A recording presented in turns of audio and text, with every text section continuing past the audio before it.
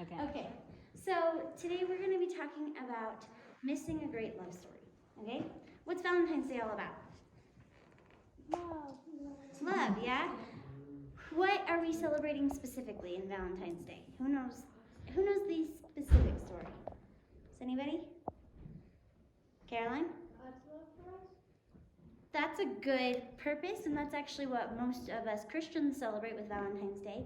But the original story of Valentine's Day is celebrating a man called Saint Valentine. Now, Saint Valentine thought that God had created marriage for a purpose, which he did, obviously, and he kept marrying people even though the country he was living in outlawed marriage. Okay, so that's why we celebrate Valentine's Day as a country, because we're celebrating St. Valentine's Day, or St. Valentine still marrying people, even when his country had banned it. Okay, so it's morphed into something different over the years, obviously, but as Christians, we do celebrate God's love with it. And so I wanted to talk about God's work in missions in the world and how that demonstrates God's love and how he can use us to love different people. Now, obviously, you guys know where I went over the summer. Anybody remember? Israel, yes. I heard it from the table of boys over there. And one girl. Caroline's at that table, I see. But I don't know which one said it. Okay, yes, so I was in Israel for 2 months over the summer. And I just wanted to share with you guys a little bit about the country and about some of the things which I saw, which were really beautiful pictures and beautiful ideas. So in this first picture right here, you see a well, right? And that well is at Beersheba. And this is a very special well because it actually is dated to approximately the time period of Isaac. Now there are 13 wells which are dug at Beersheba from approximately the time period of Isaac. But guess what? In the Bible it says that Isaac dug 3 wells at Beersheba. So this could be one of Isaac's wells. But not only that, that's a place where Jacob came and he sacrificed to God before going down to Egypt to meet Joseph. And he said, Lord, do you want me to go out of the land which you brought me back to again? And God said, I will be with you. I will lead you down to Egypt. I will be with you there, and I will lead you back out. And we see his faithfulness through that as he brought his people back out of Egypt. It was quite a bit of time later, but still he fulfilled his promise. He brought them back out. And then we see this place right here. Oh wait, actually I'm going to go to the middle one quick. The middle one right there is Masada. It's actually from it's a window which is carved into the rock walls of Masada. It's on the top of a cliff. This giant stone fortress on the top of a cliff. And that is, Masada was around when David was running from Saul. It's a big stone fortress on the top of a cliff. It's made out of rock. And so when David is saying, you are my rock and my fortress, he's talking about something like Masada. Not just a little rock which you can climb on top of, but a big rock and a big fortress like this giant fortress. Okay?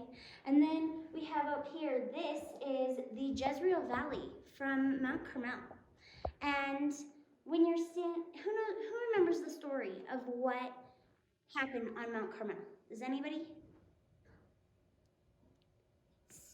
The prophet Elijah from the book of 1 Kings. Do you remember?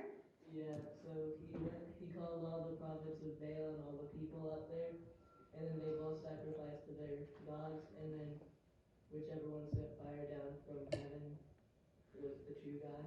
Yeah. And Baal didn't, but God did. Yeah, God did. But not only that, what did Elijah do before? He dumped a bunch of water on it. So much that it filled a trench. And then, how much did God's fire burn up? What did it burn up? It burned up the offering, right? And the what? And the dust and the wood. The dust, the wood, the water. It licked up the water. And it burned the stones which the altar was built out of. God showed his power and how much he cares for his people by demonstrating to them that Baal is not a true God and that he is. And then this place, this is really special, especially for us. Who in this room is Jewish? I'm not Jewish. I don't think anybody in this room is Jewish. Does anybody have any Jewish heritage? I mean, even just like a great aunt or something. Nobody? Well, this place is really special to you then too, because this is Caesarea Maritima. Caesarea Maritima is the place where the gospel was first offered to Gentiles, which means that's the place where, after a sheet coming down from heaven before Peter in a vision in Joppa, he got called up by a centurion named Cornelius to come and tell him about the gospel.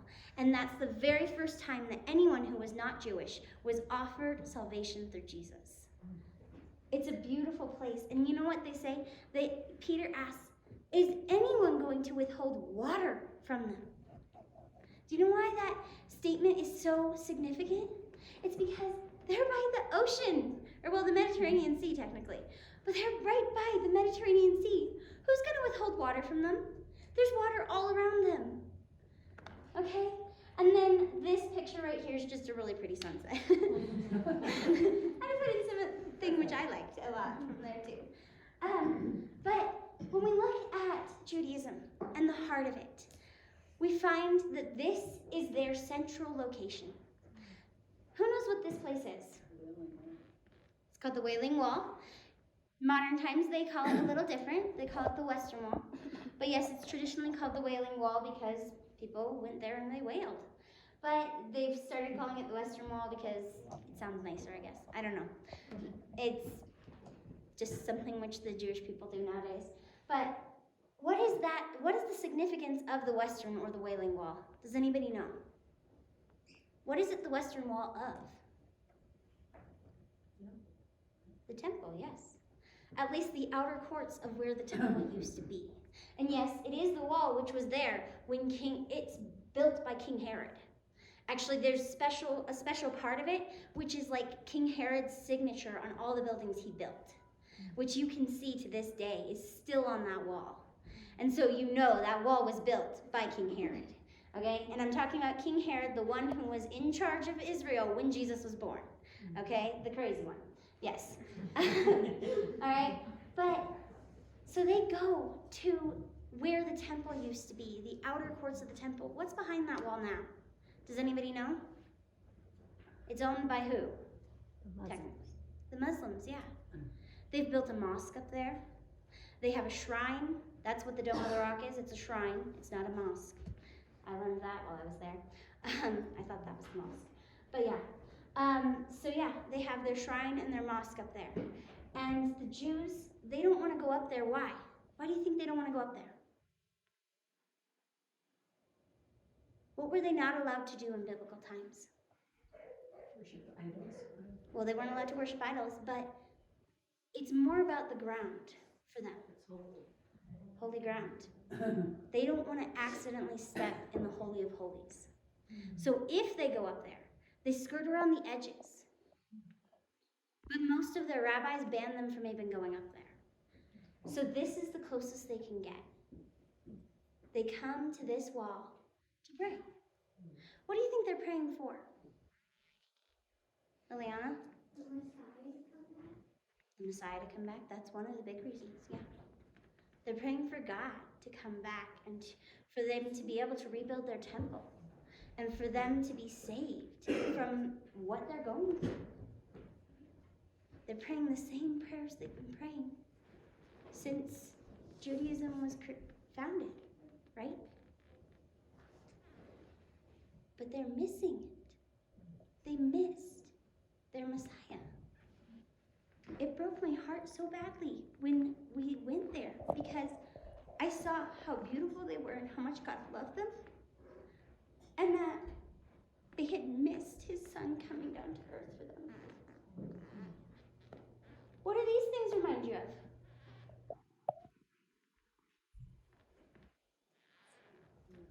The rock that was over the tomb. They remind you of Jesus, right? They remind you of his sacrifice. These are things which, yes, this is not the rock. No, it's not. But it's the same style of rock. When they say a stone was rolled in place, this is what they're talking about. a giant stone which is difficult to roll. When they're talking about a grave, they're talking about something like this. This here is somebody who got crucified, but they couldn't take the nail out of his ankle. So that's an ankle bone. And it is evidence that supports that crucifixion actually used nails to nail someone to the cross. And this is a communion supper, right? Where we sit down and we do this in remembrance of what? Christ's sacrifice. His death on the cross and his resurrection from the dead, right? And these are all those things which remind us of that. It's love embodied, right? It is the greatest love story of all time. God sent his son to die for us, to take our place in our sin. It's the greatest moment in history, right? But they missed it.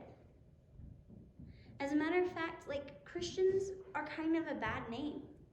They have a bad name in Israel.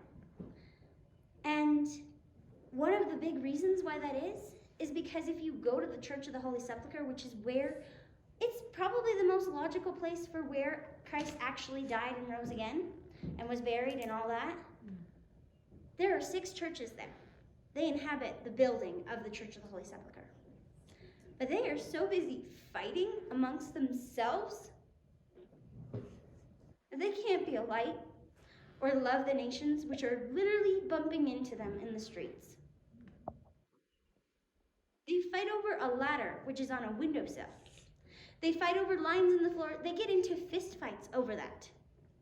I'm not even kidding. It was so heartbreaking, and they have incense and all this garbage in the building, which is just cluttering up the true message of what Christ did for us. So we came to love them. That was the goal. We played games with some Swedish guys who were Jewish people, and we got to talk about Jesus because we were just playing games with them. We took 20 invalids to the beach. They had been stuck in wheelchairs, some of them all of their lives, and most of them had been wanting to go to the beach for 20 years, but they couldn't because they didn't have enough help. So we were their hands. We hardly did anything, but to see the joy on their faces and get to sing with them in Russian, it was such a wonderful event. This group right here, my group of girls were at all 4 of these tables. But we were not alone. There were other people with us because Jewish people are really friendly. They want to sit down with you. If you have an open seat at your table at lunch, it's going to be filled by somebody. And then they would sit down and they would just want to talk with you. And they were open about their religion. This woman right here in this seat, she moved to Israel from America. And she's Jewish.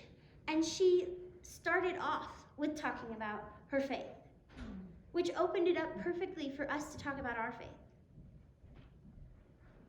This picture right here, there's 4 Swedish people. 1, 2, 3, 4. The 4th one's sitting next to me. I know it's a tiny picture. There's like 30 people in that picture, honestly speaking, but it's a lot. But 2 of them were brand new Christians who we got to encourage. And 2 of them were just their friends who were like, we don't know anything about Christianity. And yet they came every night to our worship nights. Because they were like, why do you want to do this? Why are you singing about Jesus? Why are you talking about him like this? This guy right here, this one's actually kind of sad. It's a soldier, an Israeli soldier. And this picture was taken the day after a attack happened in the place where he was about to go. 3 of his friends had died the day before. So we came to pray for them. We gave out goodie bags with things just to make going back into this battlefield, which they were going into, just a little bit better. He died, in the war, which is going on right now. And this man right here, he's a Holocaust survivor. And everyone else at that dinner, they were Holocaust survivors. Who remembers what the Holocaust is? What is it? When Hitler took all the Jews into concentration camps and killed them. He was a child when that happened. So were everyone else who was at that dinner, because nobody else was. There was one guy who had turned 100 years old at that dinner. That was what it was for, to celebrate his 100th birthday. Each and every one of them probably lost their parents to the Holocaust, watched their friends die, got very sick, was starving. They went through horrendous things you can't even imagine, right? How much do they need God's love? So that was what we got to do. We got to share Jesus. We got to actually get up there and tell our testimonies to them. We got to make them laugh. That's something which is very precious for them. Getting to make them laugh.